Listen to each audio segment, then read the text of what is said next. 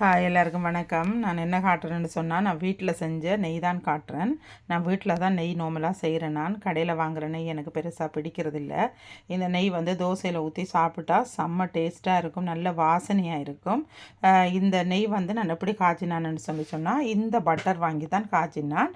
இந்த பட்டர் வந்து நான் அல்டியில் தான் வேண்டினான். வேறு எங்கேயும் நான் இந்த பட்டரை பார்த்ததில்லை. ஸோ நீங்கள் யாராவது எங்கேயாவது பார்த்தீங்கன்னா வாங்கி காய்ச்சுங்க. இந்த பட்டர் வந்து பெரிய விலையும் இல்லை, விலை ரொம்ப கம்மியாக தான் இருக்கும்.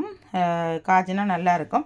இது எப்படின்னு சொன்னால், ஒரு சட்டியை நீங்கள் அடுப்பில் வச்சுட்டு அது காஞ்சதுக்கப்புறம் அந்த பட்டரை எடுத்து அதில் போட்டிங்கன்னு வச்சுக்கோங்களேன். அப்படியே 3 பட்டர் முருகி ஒரு 10 மினிட்ஸுக்குள்ளே என்ன ஆயிரும்னு சொன்னால் நுரையாக வரும். அப்படி நுரை வரும்போது நீங்கள் அந்த நுரையை அப்படியே எடுத்துட்டு நுரையை வெளியில் எடுத்துடணும். நுரையை வெளியில் எடுத்து விட்டிங்கன்னா ஒரு குறிப்பிட்ட டைமுக்கு மேலே அந்த நுரை வராது, ஸ்டாப் ஆகிடும். அப்படியே நீங்கள் வந்து அடுப்பை ஆஃப் பண்ணிட்டீங்கன்னா ஒரு 10 to 15 மினிட்ஸ் காணும் இந்த நெய்யை செய்கிறதுக்கு. அடுப்பை ஆஃப் பண்ணி விட்டீங்கன்னு சொன்னால் அது அப்படியே கொஞ்சம் நேரத்தில் ஆறிடும். ஆறினோடனே நீங்கள் எடுத்து ஒரு போட்டிலையோ இதுலேயோ போட்டு வச்சிங்கன்னா உங்களுக்கு அது பழுதாக போகாமல் ரொம்ப நாளைக்கு அது இருக்கும்.